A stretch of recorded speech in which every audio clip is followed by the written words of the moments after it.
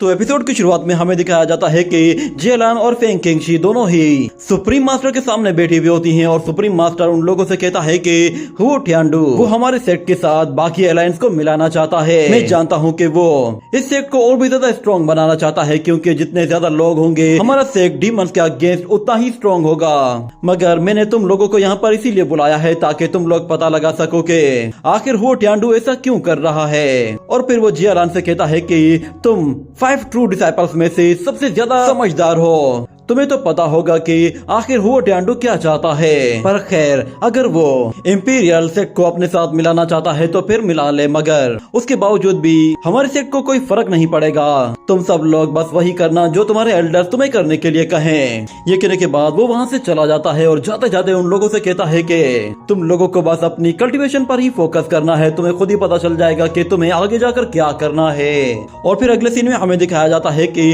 Feng किंगशी और जियालान दोनों ही बाहर घूमते हुए एक दूसरे से बातें कर रहे होते हैं। और फिर सिस्टर जियालान उससे कहती है कि वो टियांडू पता नहीं क्या चाहता है, अगर वो किसी को अपने साथ मिला लेता है तो इससे हमारे यू हाउस सेक्ट की वैल्यू बहुत ज्यादा कम हो जाएगी, लोगों की नजर में हम लोग कमजोर लगेंगे, हमारे सेक्ट की इस तरह फ्यूचर में वैल्यू गिरती ही जाएगी और इस तरह सेक्ट हमारा और भी ज्यादा कमजोर हो जाएगा।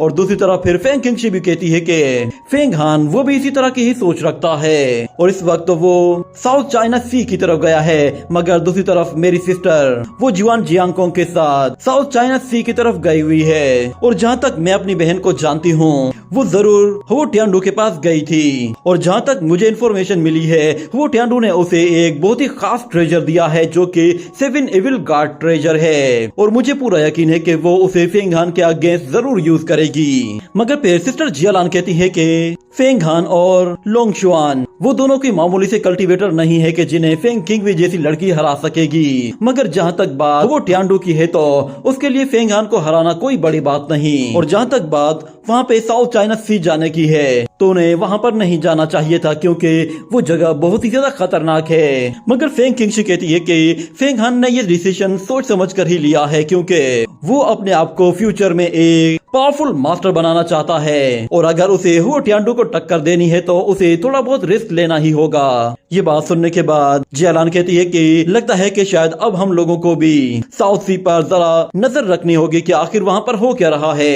ये सुनते ही फेंग किंगशी कहती है कि साउथ चाइना सी में मेरे बहुत सारे लोग मौजूद हैं जो कि मुझे वहाँ की इन्फॉर्मेशन प्रोवाइड कर सकते हैं। ये कहने के बाद वो एक स्पेल क्रिएट करती है और उसे वहाँ से हवा में कहीं उड़ा देती है, जिसके बाद अगले सीन में हम लोग दोबारा से फेंग हान को देखते हैं जो कि अपनी ग्रीन नीडल की मदद से उन फॉर्मेशन स्टोन्स को तोड़ने की कोशिश करता है, मगर उसका कोई फायदा नहीं होता।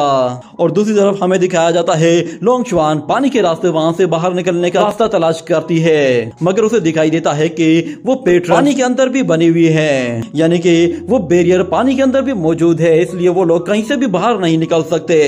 लोंग शुआन वहाँ पे मौजूद उन स्टोन्स को देखती है, वो बिल्कुल एक जगह ऊपर आकर रुक जाते हैं, और जैसे ही लोंग शुआन उस बैरियर को टच करती है तो उस पर ऊपर से एक लाइटनिंग आकर गिरती है, जिससे वो खुद को बचा लेती है। और इस तरफ हमें दिखाया जाता है फेंग शाओलिन वो उन स्टोन्स को डॉज करते हुए उनसे दूर निकलने की कोशिश करती है, मगर वो स्टोन्स उसका रास्ता रोकते हैं और उसे चारों तरफ से लॉक करके उस पर अलग अलग एट्रीब्यूट अटैक्स करना शुरू कर देते हैं, जिसकी वजह से फेंग शाओलिन बीच में फंस जाती है। मगर वहाँ पर लोंग शुआन आ जाती है और एक बैरियर बनाकर उसे बचा लेती है, और इतने में वो स्टोन्स उन लोगों को बीच में दबाने के लिए एक दूसरे के करीब आ रहे होते हैं कि फिर फेंग हान 2 स्पिरिचुअल हैंड्स क्रिएट करके उन स्टोन्स को पीछे हटाने की कोशिश करता है, और इतने में फेंग शाओलिन और लोंग शुआन दोनों ही वहाँ से बाहर निकलकर वापस से फेंग हान के पास आ जाते हैं। और फेंग हान फिर आते साथ ही लोंग शुआन से कहता है कि तुम पानी के अंदर गई थी, क्या तुम्हें वहाँ से कोई निकलने का रास्ता मिला? तो वो कहती है कि नहीं, वहाँ पे कोई रास्ता नहीं, बल्कि वहाँ तो मुझे बहुत सारे हड्डियों के ढांचे नजर आए थे, लगता है कि शायद कोई वहाँ पे उस एलिमेंट फॉर्मेशन के चंगुल में फंस कर मर गया है। हम लोग अलग अलग होकर यहाँ से भागने की कोशिश करें तब भी हम नहीं भाग पाएंगे, क्योंकि यहाँ पर 5 एलिमेंट पावर है। ये कहने के बाद फिर फेंग हान अपनी एनर्जी का इस्तेमाल करते हुए एक स्टोन को पकड़कर सीधा उस फॉर्मेशन की तरफ थ्रो करता है, जिसकी वजह से वो स्टोन वहीं पे ही डिस्ट्रॉय हो जाता है। और वो सब लोग ये सोचकर परेशान हो जाते हैं कि आखिर यहाँ से निकले तो निकले कहाँ से, क्योंकि ये फॉर्मेशन बहुत ही ज्यादा कॉम्प्लिकेटेड है, और मुझे लगता है कि हम लोग उड़कर भी यहाँ से बाहर नहीं जा सकते। मगर फिर फेंग हान उनसे कहता है कि हम लोग हार नहीं मानने वाले, हमें कोई ऐसा रास्ता तलाश करना होगा कि जिसके जरिए हम लोग इस जाल से बाहर निकल सकें। ये कहने के बाद वो दोबारा से अपनी ग्रीन नीडल टेक्निक का इस्तेमाल करते हुए सीधा एक फॉर्मेशन पर जाकर हमला कर देता है। और दूसरी तरफ लोंगशुआन और फेंग शाओलिन ऊपर की तरफ देखती हैं तो उन्हें वहां पर एक यिंग यांग एनर्जी जनरेट होते हुए दिखाई देती है। और दूसरी तरफ फेंग हान जैसे ही उस स्वॉर्ड को पुश करता है तो उसके टुकड़े टुकड़े हो जाते हैं, मगर फॉर्मेशन वैसे की वैसे ही बनी रहती है। और फिर दूसरी तरफ हम देखते हैं कि लोंगशुआन उन स्टोन्स की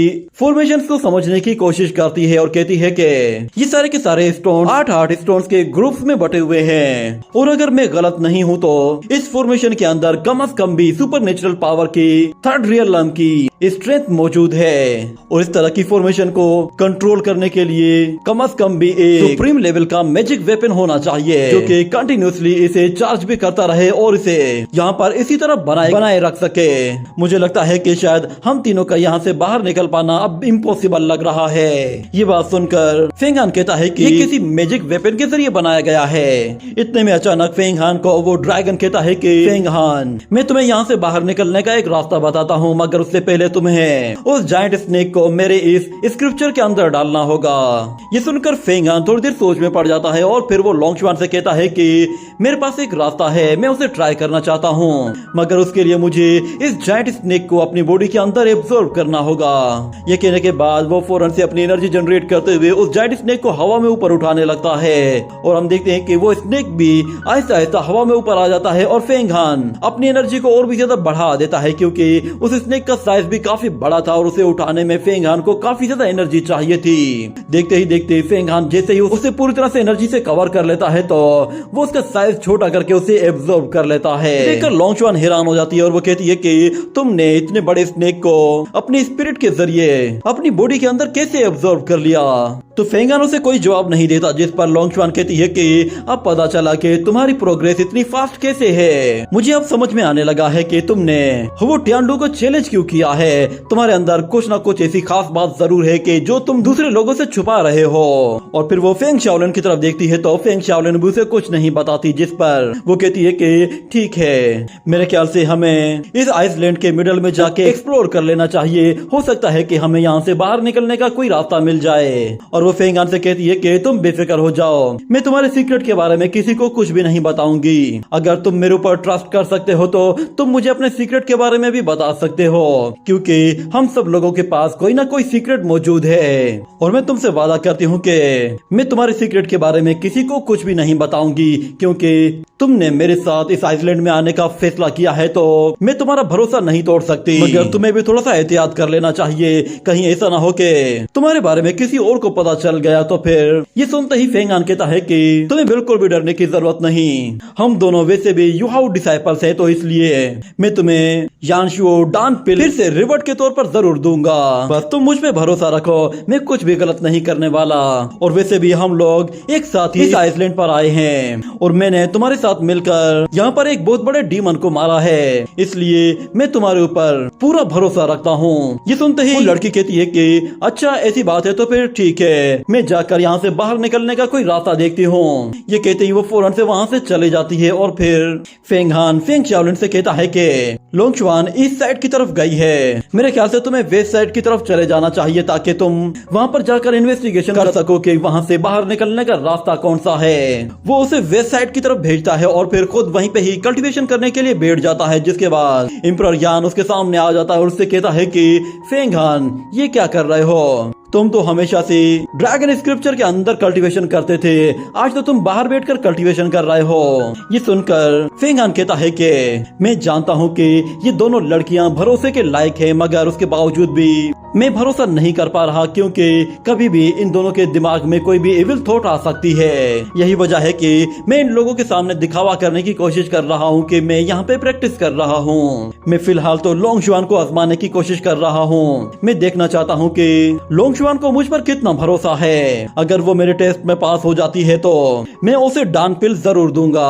ये सुनकर एम्परर यान हंसना शुरू कर देता और कहता है कि तुम सच में काफी समझदार हो। और फिर अगले सीन में हमें स्लीपलेस नाइट आइसलैंड का सीन दिखाया जाता है, जहाँ पे मिस्टर हुआ ज़ेन वो वापस से अपने घर की तरफ जा रहा होता है और सब लोग उसे वहाँ पर छोड़ने के लिए आए थे। जैसे ही वो अपनी कश्ती पर चढ़ता है तो सब लोग उसे फेयरवेल कहते हैं और वो अपनी कश्ती लेकर वहाँ से चला जाता है और आइसलैंड मास्टर फिर गुस्से में सारे ही आइसलैंड मास्टर्स को अपने साथ लेकर वहाँ से चला जाता है। ये देखकर फेंकिंग भी कहती है कि सच में ये जगह तो बहुत ही ज्यादा इंटरेस्टिंग और बहुत ही अजीब सी है। तो फिर मास्टर युआन जियांगकोंग कहता है कि बहुत ही बदकिस्मती की बात है, वो बंदा इतनी दूर से यहाँ पर एक मेडिसिन के लिए आया था मगर वो यहाँ से खाली हाथ वापस चला गया। मगर फिर वहाँ पर जी नांटियान आ जाता है और कहता है कि हमें उसकी क्या परवाह, हम लोगों को वापस से अपने बारे में सोचना चाहिए, हम लोग यहाँ पर किसी मिशन को कंप्लीट करने के लिए आए हैं। और फिर दूसरी तरफ आइसलैंड ओनर वापस से उन बाकी आइसलैंड ओनर्स के पास चला जाता है और उन लोगों से कहता है कि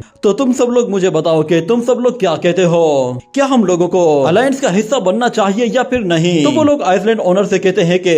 हमें नहीं लगता कि हमें उस बंदे के लिए किसी से भी पंगा लेने की कोई जरूरत है, और ऊपर से अगर हम लोगों ने उस बंदे की पावर को यूज भी करना चाहा तो उससे कोई फायदा नहीं होगा, उल्टा हम अपने दुश्मनों को और भी ज्यादा मौका देंगे और फिर वो हम पर हमला करेंगे तो हमें बचाने के लिए भी कोई नहीं आएगा।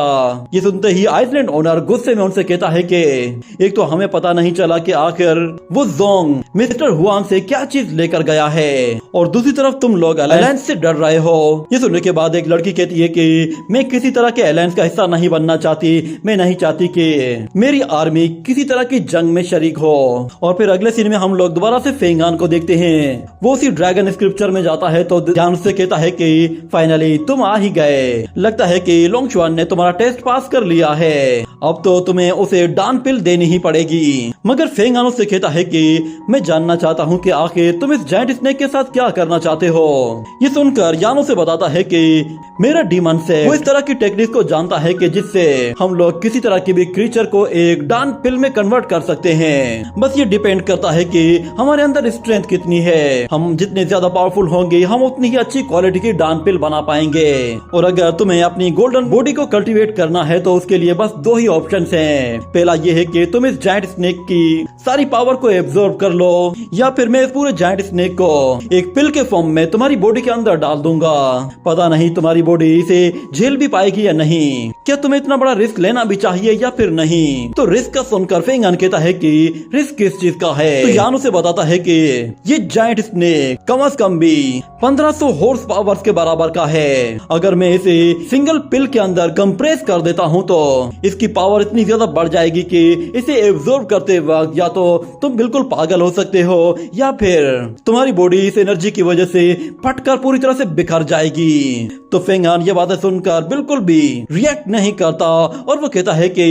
वैसे भी मैंने 10 साल का चैलेंज किया हुआ है, अगर मैं 10 साल के बाद भी मरने ही वाला हूँ तो फिर उससे बेहतर यही है कि मैं खुद को ताकतवर बनाने की कोशिश करूँ। ये कहने के बाद वो कहता है कि ठीक है मैं रिस्क लेने के लिए तैयार हूँ। ये कहने के बाद वो एक जगह बैठ जाता है और उस ड्रैगन से कहता है कि ठीक है तुम शुरू करो। ये कहने के बाद यान फौरन से उस डीमन पिल को उसकी बॉडी में डालने के लिए पहले तैयार करता है ताकि वो उसके ऑरा को फेंगान की बॉडी के हिसाब से स्टेबल कर सके। और जैसे ही वो उस पिल को उसके लिए पूरी तरह से तैयार कर लेता है तो वो फौरन से उसकी बॉडी में उस पिल को ट्रांसफर कर देता है, जिसके साथ ही ये सीन यहीं पे ही कट हो जाता है। अगले सीन में हमें दिखाया जाता है कि लोंगचुआन बाहर निकलने का रास्ता ढूंढने के लिए उन ब्लॉक्स के बिल्कुल करीब आकर खड़ी हो जाती है और उन्हें गौर से देख रही होती है। इतने में अचानक उसे नीचे कुछ दिखाई देता है, वहाँ पर रेड कलर की एनर्जी दिखाई दे रही होती है, जिस पर वो फौरन से नीचे उस खाई में चली जाती है। और इतने में फिर लोंगचुआन भी वहाँ पर आ जाती है और उसके पीछे आते ही उससे कहती है कि क्या तुम्हें वहाँ पे कुछ मिला है। तो लोंगचुआन उससे कहती है कि मुझे ऐसा लग रहा है कि जैसे यहाँ आसपास कोई ऐसा मैकेनिज्म जरूर है जो कि इस फॉर्मेशन को ड्राइव कर रहा है। ये सुनते ही फेंग शाओलिन भी फौरन से नीचे उतर आती है और वो दोनों ही उस गुफा के अंदर जाते हैं तो उन्हें दिखाई देता है कि वहाँ पर काफी तेज रोशनी निकल रही है। तो शाओलिन जैसे उस रोशनी की तरफ देखती है तो वो बहुत ज्यादा डर जाती है और कहती है कि ये क्या है, जिस पर लोंगचुआन भी उससे कहती है कि क्या हुआ, क्या तुमने कुछ देखा है। ये कहने के बाद हमें दिखाया जाता है कि उस दीवार पर एक छोटा सा फेस बना हुआ होता है जो कि दिखने में काफी डरावना होता है। और फेंग शाओलिन जब उसके पास जाते हैं तो उसे टच करते ही वो लोग उसे फौरन से एक्टिवेट कर देते हैं। लोंगचुआन कहती है कि यानी कि मेरा शक बिल्कुल सही था। ये फॉर्मेशन यहाँ से ही हैंडल की जा रही है। ये कहने के बाद वो फौरन से अपनी ड्रैगन सोर्ड को सीधा उस फेस के ऊपर दे मारती है, जिसकी वजह से वहाँ से बहुत तेज रोशनी निकलने लगती है। और अगले सीन में हमें दोबारा से जोंग को दिखाया जाता है, जो कि एक अंडरग्राउंड जगह में आता है और वो उस फर्नेस के अंदर से एक छोटा सा लकड़ी का पीस बाहर निकालता है और उसे देखते हुए कहता है कि मिस्टर हुआन ने मुझे इस तरह की मेडिसिन को ढूंढने के लिए कहा है, मगर मुझे पता नहीं है कि आखिर ये किस तरह की मेडिसिन है। इस वुड पीस के पीछे कोई ना कोई मिस्ट्री जरूर होगी। मगर फिर वो सोचते हुए कहता है कि कहीं ऐसा तो नहीं है कि वो जानबूझकर हम लोगों को इस वुड पीस के पीछे लगाकर खुद साउथ चाइना सी की तरफ चला जाए और वहाँ पे असली ट्रेजर्स को जाकर ढूंढ ले। मगर इतने में अचानक उसे वहाँ पर किसी की आवाज सुनाई देती है, जिस पर वो पीछे मुड़कर देखता है तो वहाँ पर एक स्पेल दिखाई दे रहा होता है। उसे देखते ही फौरन से वो समझ जाता है कि कोई अंदर आ रहा है और ये वुड पीस वो फौरन से अपने उसी ट्रेजर के अंदर डालकर उसे वापस अपनी बॉडी में छुपा देता है। और हमें दिखाया जाता है कि फिर उसी गुफा के अंदर एक और बंदा आता है और इसी के साथ ही ये एपिसोड भी यहीं पे ही एंड हो जाता है।